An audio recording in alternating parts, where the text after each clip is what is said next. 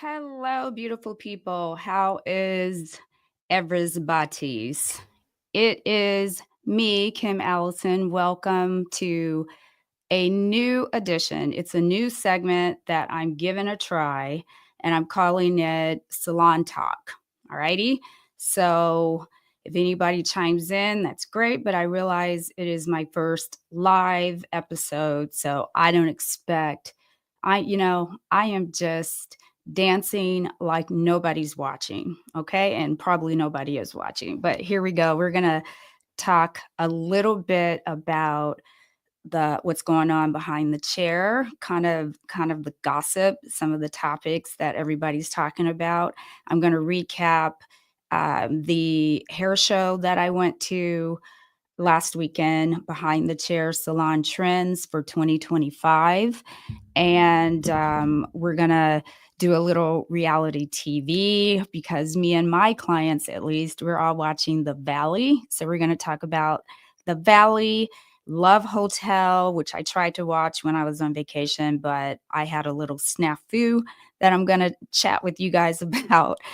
And some of the other things, my frustration, and lastly, why I am so done with Instagram. I literally do not care about them because clearly they keep taking followers from me.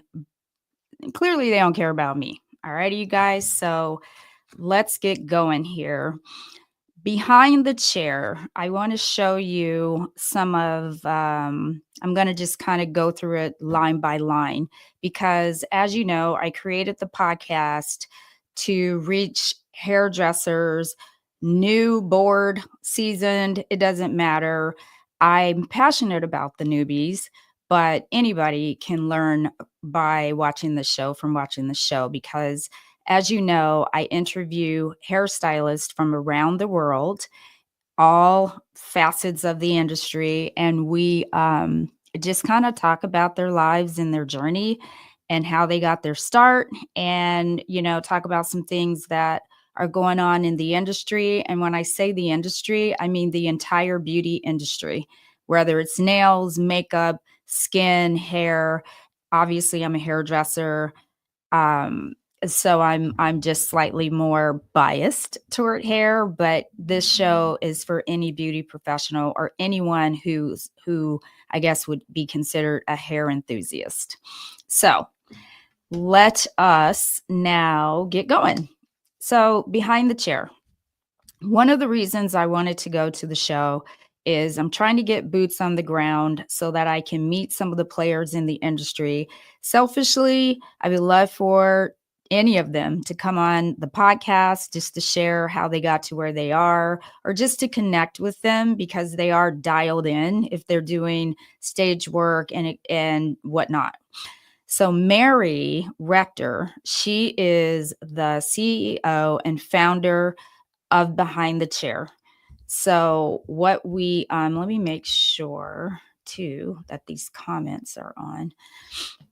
So she is the CEO and creator of behindthechair.com.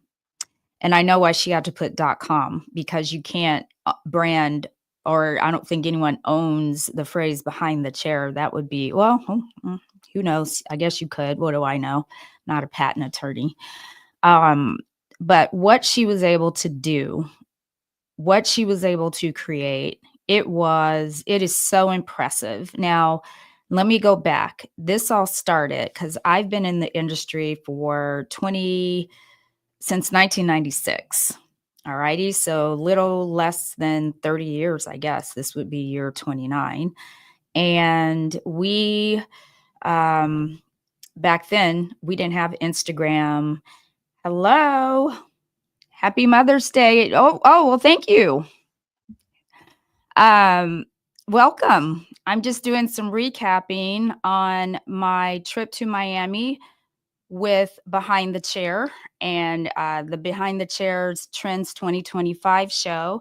And I'm talking about Mary Rector. She created Behind the Chair, and that is the biggest hair platform that we have in the industry. Very influential, very powerful platform.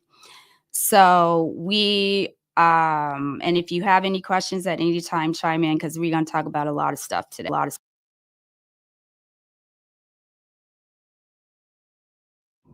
Okay. Guess my mic got unplugged somehow. Anyway, what she was able to create was amazing. It started with the newsletter. I remember getting those in email. That newsletter had all the new tools, all everything that's new and going on in the industry. And then from there, we could just order online, whatever.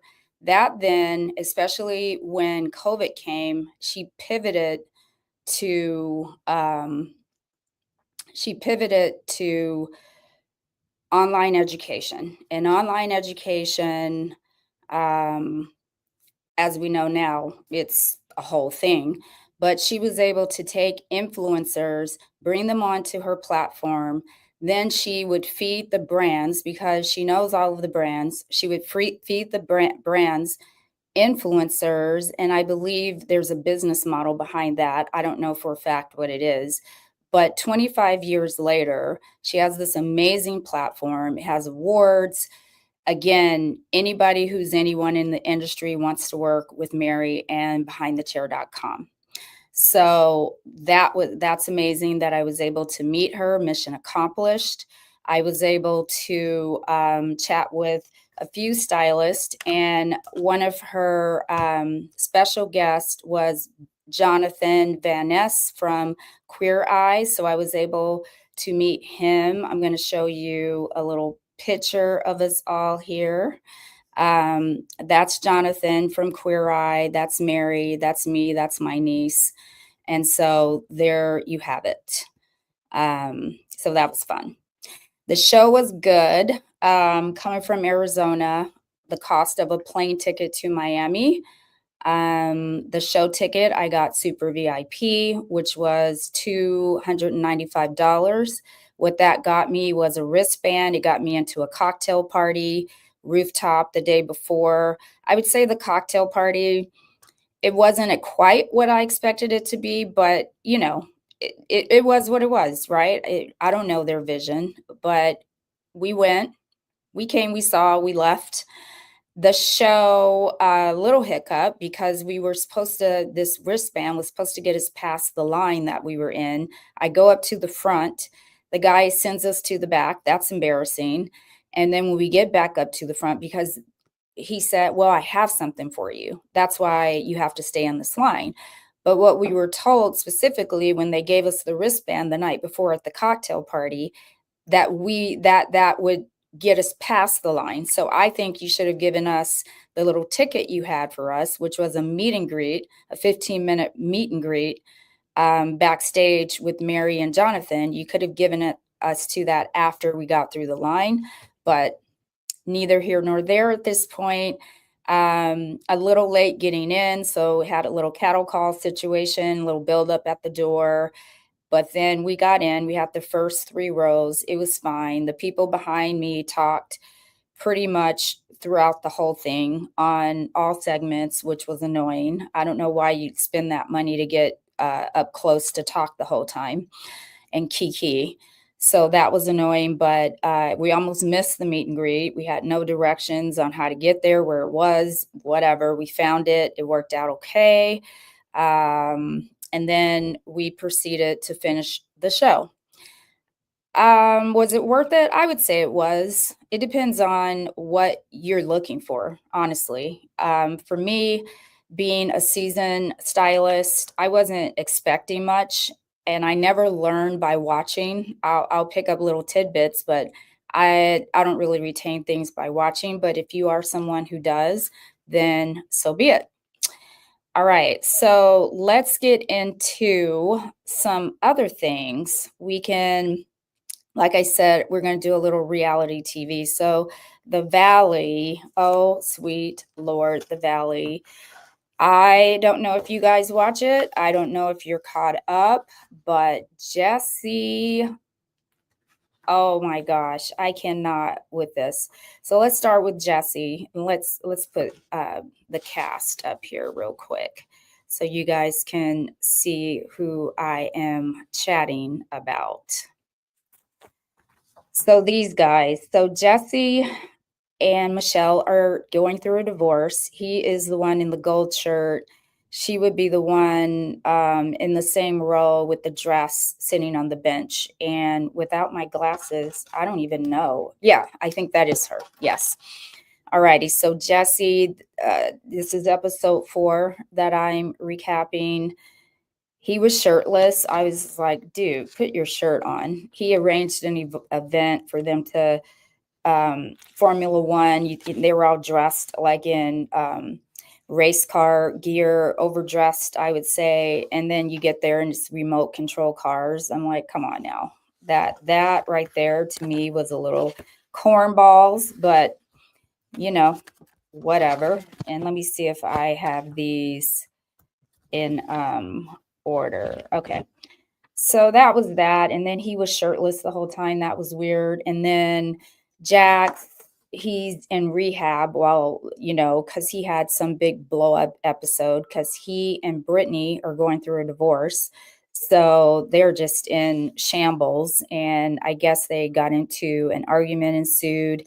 And he throws a chair, flips a chair. Now she's terrified for her life, whatever.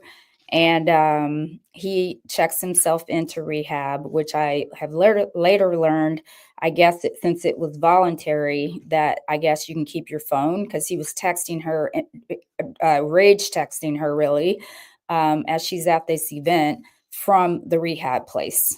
I mean, just blasting her with text, like ridiculous. So I guess they don't take your phones. And then you've got the guy, Zach. He is Brittany's bestie, like her real friend from home, who I believe she treats like total shit. But hey, I think we're harder on our true friends than we are on our superficial friendships, right? The newer friendships. But I guess his boyfriend is detained or got deported back to Canada. Now that's so funny to get deported back to Canada. But they gave him a paper version of his boyfriend that they call Paper Benji. So that was cute. And um, what else? Oh, Zach and Janet, they made up. Brittany was the one, I guess, that threw him under the bus. And then, so he was hurt, but Brittany, everybody loves her for some reason, no matter what she does. I think she's so fake to me. I don't know her personally, but it comes across that way as a viewer. So when you go on a reality show, you go on knowing that people are going to weigh in and give their opinions.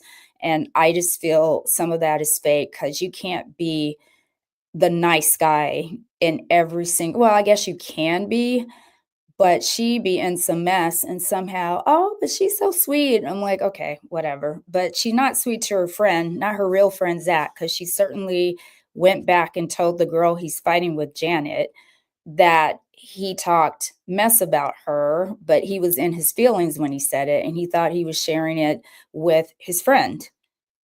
She said, well, she's my friend too, but she hasn't been your friend that long in comparison to your childhood friendship with Zach.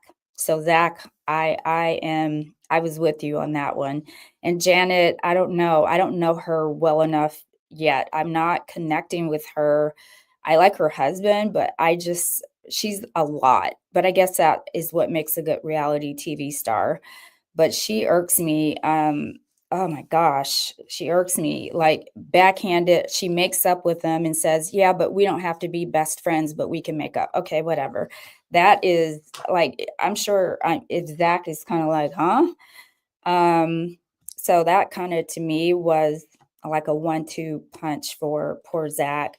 Um, anyway, whatever. I don't know, you guys. I like this show so far, but we will see. And he called Nia in, and Nia is the peacemaker, and she's got this sweet little voice, and she's just trying to have kids. I get it. She and her husband, um, they have a set of twins and another baby or child, young toddler. They're all under the age of 4 or 3 or something, and she wants a fourth, and he wants a bigger place first, but she's thinking, well, I want to get these kids out of the way so I can get my body back and be done. So I get that part, but I also get you're in a tiny little condo or wherever you guys are with all these kids. So I get that too. And Kristen, she's trying to have a baby. She's pregnant now in real life, so we know it worked. But on the show, she missed her ovulation cutoff when they get to the trip. And she's like frustrated, oh my God, and crying because she missed it. I'm like, girl, you drink and all that stuff. Your body, that probably throws everything off. Anyway, what else with the Valley? I think that's pretty much it. All that I'm going to talk about now, once I build an audience where you guys can chime in with me, then I guess we can just get into it a little more. There was a lady on there though. Her name was Willa, and she called herself on the show. She was doing some type of ceremony for the group on their group trip, and she calls herself a ceremonialist, embodiment guide, and a photographer. I'm like, what is and so I wrote in my notes, oh, she called herself a sacred photographer. So I'm like, a sacred photographer is someone that takes in uninhibited pictures of people. I'm so confused. Embodiment guide. Um, let's break that down real quick. So a ceremonialist is someone who creates and facilitates ceremonies, often focusing on life events and transitions or on specific practices or lineages. Why would you want somebody to do that? That seems so witchcraft to me. Weird. Embodiment guide, someone who guides you through the process of integrating your physical sensations, emotions, and movement impulses to create a deeper connection with your body and your mind. Again, witch-y-poo. That seems so witchcrafty to me. I would not touch that. I would not share that experience with another human being. Sacred photographer, a professional who discreetly captures photos of a sensation or event without the knowledge or consent of the subject. What WTF? What? What kind of creepy? Anyway, she had this Mandela thing, and I googled that in Hindu and Buddha and Buddhist tantrism, a symbolic diagram used in the performance of sacred rites and as an instrument of meditation. Enough said. Nope. Nope, nope, nope, nope, nope. And she's got sage and mess and none of that. Moving on. And like I said, with the Valley Cats, who else? Did I miss some people? Jason, love him. He's Janet's husband. He's a lawyer. He's just so quiet, peacemaker, great friend. Jax is just crazy. And Jesse is a hot mess. Okay, so I think that is all I had for the Valley. Moving on, Love Hotel, you guys. I was in Turks and Caicos for vacation, and I thought, okay, I'm going to try to watch Love Hotel. It's with some of the older housewives, or some of the housewives, rather, who are single, always single. Giselle Bryant from Real Housewives of Potomac, and Ashley Darby, who recently got divorced from her older husband, Michael. They've got 2 kids. She's cute, though. She's so, so cute. Giselle is beautiful. Actually saw her in Maui last summer, and we were the only brown ladies there, and she was in the pool literally right there. I could have touched her on her shoulder, but she was with her daughter. And I'm like, I'm not going to fan out or anything because I'm not like that anyway. But it would have been cool because when else am I going to be like right next to her? Like never, right? So whatever. I missed my opportunity, but she looks literally exactly the same in person. She's more gorgeous in person, in my opinion. But this Love Hotel, you guys. So I'm watching. It has her, Ashley Darby, Luann from the Countess Luann from Real Housewives of New York, the OG one, and Shannon Beador from Real Housewives of OC. So those are the four, and they're all over 50, close to 60s, except maybe Giselle is probably mid 50s, but Ashley definitely is probably 40, maybe. She might be 40, 41, or 39. She's somewhere in there. She's hot. She's beautiful. So I'm trying to watch this show. I live in Scottsdale. Okay. Lo and behold, they put him in this hotel, and all these guys are in the house with him, right? And so I guess it's an elimination show. You start connecting with the guys you like, and you guys all are dating kind of the same guys until you start connecting, and then you vote somebody out at the end of the show who no longer serves you, and no one's connecting with those guys.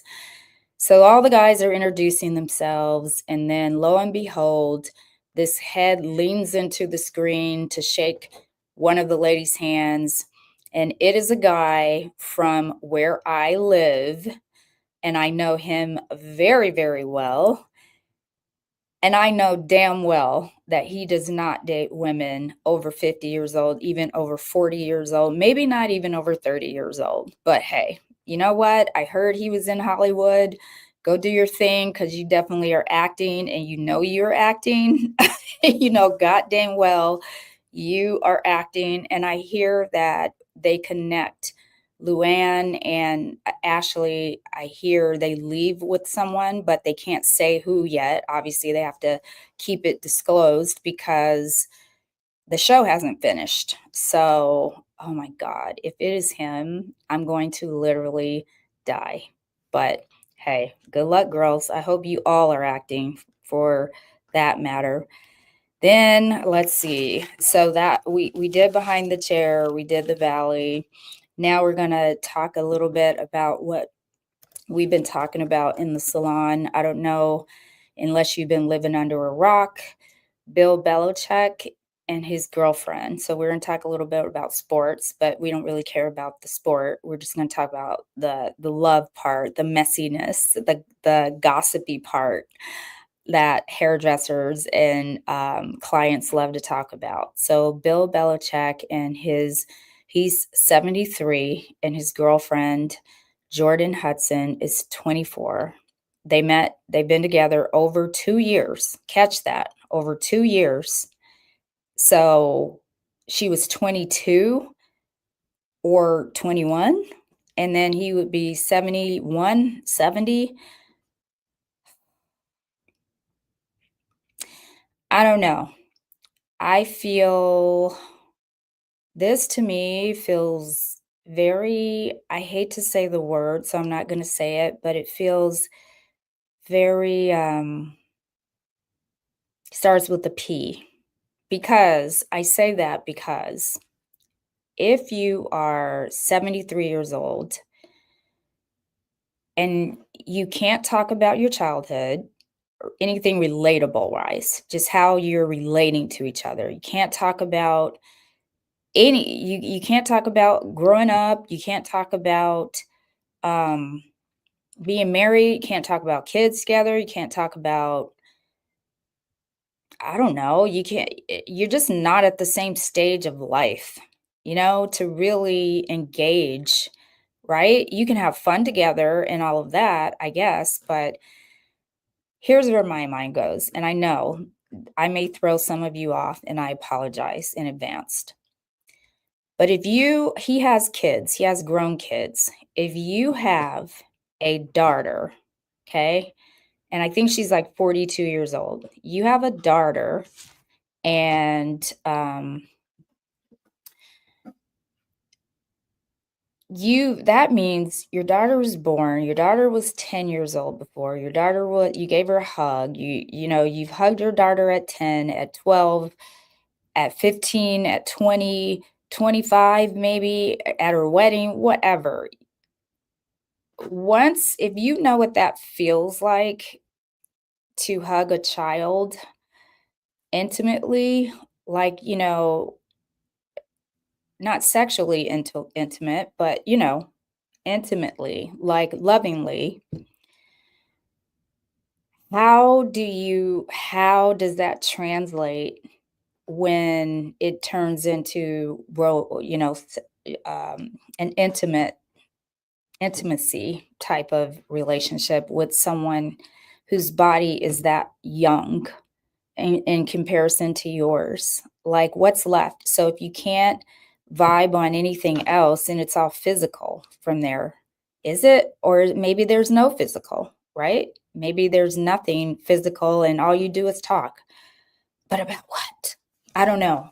So what do you guys think about that? Because that's what we're talking about. And, some say, oh, it doesn't matter as long as you connect, you're all adults. And then most people are kind of like, ew, I'm like, I don't know. But we are chatting about those things. And I'm going to wrap this up in a nice little bow here and kind of run through these. Some of the other things, let's see, what else? It is, oh gosh. We talk about AI. We've been talking about that. I was gonna go into another story about Bill Belichick because I have a very good source and a personal story about them too, but I'm gonna save that for another time. Yeah, I'm gonna save that for another time. So let me get behind the chair. I It's hard being a stylist, right? Because you have to be on every single day. You have to be on. And your clients have an expectation. Oh, I get to go see Kim and we're going to talk about this and she's going to be, Kim, right? Cheery, talkative, blah blah blah. But some days you're not talkative, right? You're frustrated about things that are going on in your personal life. And as much as we connect with our clients, they're not our friends, they're our clients, unless you've made your client your friend. But what you share with your close friend group, you don't share with your clients. You may have a vulnerable moment every here and now and then, but they're not your go-to when it comes to things that are pressing, like health concerns or marital concerns or kid concerns or whatever. Like I said, some you connect with, but in general, I try to keep those things close to my chest. And when I'm still working through something, I really keep it close to my chest, even from my friends, to be quite honest. But in the salon this week, I had a hard time because it's one thing, I guess it put me in a position of thinking, God, I can't have a day where I could just not talk. I can't have a moment because then I felt like for example, one of my clients said, "Oh, you're not talking." Okay. I'm like, something must be wrong. And I'm like, oh my God. Nothing was wrong. I really just didn't feel like talking and I wasn't feeling well. But I don't know, stylist out there, do you feel that way every now and then? Like you just have to almost performative to some degree because you're not, every client that comes in is a different personality. So it's tough. I'm not gonna lie. In 29 years of it, it's really tough. We talked a little bit about AI schools because Arizona, we just got an AI school and it's going to open sometime this year. A lot of people are freaked out about AI. I'm not one of those people, but this AI school in Arizona, I guess it's called I wrote that. I wrote that down somewhere in my notes. The name of the school, but I don't know what I did with it. But the gist of the school is AI teaches your kids for the first 2 hours. That's their core instruction. And then from there, they learn life skills, which I think is amazing. And they have guides who are real people. You can't pass to the next class until you master the one you're in. And they cater each lesson is customized and catered to your child's learning style. So no one's ever going to be behind. because it's going to, again, cater to your child's learning style. So I think that's pretty cool. That doesn't scare me. Does it scare you? I don't know. Let me know in the comments if you happen to catch the replay on this. And lastly, you guys, I am so done with Instagram. I can't even stand it. I went from 7,028 followers. Okay. After I had the best video interview clip, I interviewed Jenna Caldwell. This was like latter part of March. And that reel in one day got over 1,000 views, which is really good for me. All right. That day, I went from 7,028 followers down to I think it went down to 7,001. And I thought, whoa, so I lost followers. That's weird. All righty. So I continue to post, continue to do my thing. But as I'm watching, I just start capturing all these screenshots of it because I said, I'm just going to make a timeline of it. I was losing followers in batches. So the next day, I lost 20 followers all at once. The next day, I lost 10. And then 2 hours later, I lost another 15 all in 2 hours. I was like, what is happening? So it is now down to 69.48. So every time my posts do well, I lose tons of followers. I don't even care anymore. I don't even know what is happening. I'm trying to create a show for real people so we could talk about real shit, right? That's all I'm trying to do. And in the podcasting world, it is not easy to grow an audience. I mean, there's hardly nobody even watching right now. It doesn't matter because everything on YouTube is evergreen, it lives forever. So sometimes people catch on later, right? Um, and that brings me to my last little gripe, celebrity podcasting. Now, I'm not hating because I'm not a celebrity. I'm hating because they already have every platform imaginable. If they walk in real life, that's a platform, right? Because everybody knows who they are. So now you've got Michelle Obama has a podcast, Oprah has a podcast. I mean, who doesn't have a podcast? Even, whatever. But what I liked about podcasting when I first started listening to podcasts, that was back in 2010, and it was Bill Burr, my favorite comedian. He had a podcast. I never heard of podcasting, but he had one. I think I had to go online. It wasn't like an app or anything. And he would just talk. He would just get on the mic and talk. And he was just so funny. And he wasn't married yet then, so he was dating. And he would just talk about his life. And I just thought that was so fun. And he wasn't as well known then as he is now. Then you start following podcasters who talk about the things that you like reality TV, or me. I follow podcasters who talk about podcasting, motivation stuff, whatever, my church. You follow real people who are relatable, right? So my mom says, "Oh my God, Kim, Michelle Obama has a podcast. You should listen to it." I have nothing against Michelle Obama, the woman. She's amazing. I mean, what she's accomplished, who she's married to, my God. And by the way, I heard they were getting divorced. I don't know, allegedly. I don't know what that's all about.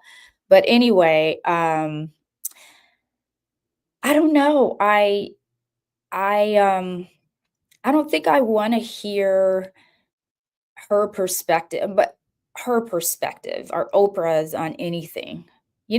Like my mom's like, no, she doesn't talk about politics. It's her and her brother. They just talk about real life things and everyday things. I'm like, yeah, but it's not relatable. Like, when is the last time Michelle Obama had to worry about her car payment? Not that I'm worried about it. I'm just saying, when you're relating to everyday people, she doesn't worry about her next new car and how she's going to fund it, her vacation, how she's going to fund it, her kids' college funds, her savings, her investments, her house payment, her mortgage payment. saving up for a pair of designer shoes or bag or whatever it is you're into, right? She doesn't, when's the last time she had to worry about any of that stuff? So when she's chiming in on what is considered, you know, just like us stuff, you're not just like us. The minute you stepped into being a public figure as a first lady, I guess what I'm trying to say is, because this is going, I think I'm going to piss people off, and that's not what I'm trying to do. But what I'm saying is, I've read two books about her life. I've seen her as a first lady for 8 years. Every article, every interview, we've all come across them all. I know how she feels about just about everything, parenting, her upbringing. I know about that. Barack has written books. I know about that. Oprah has written books. We know about these people's perspective on everything. So when it comes to just relating to the average woman, I don't really want to talk about everyday things with them, I guess is what I'm saying. I connect more with women who are podcasting or people who are podcasting that are one step removed from me, right?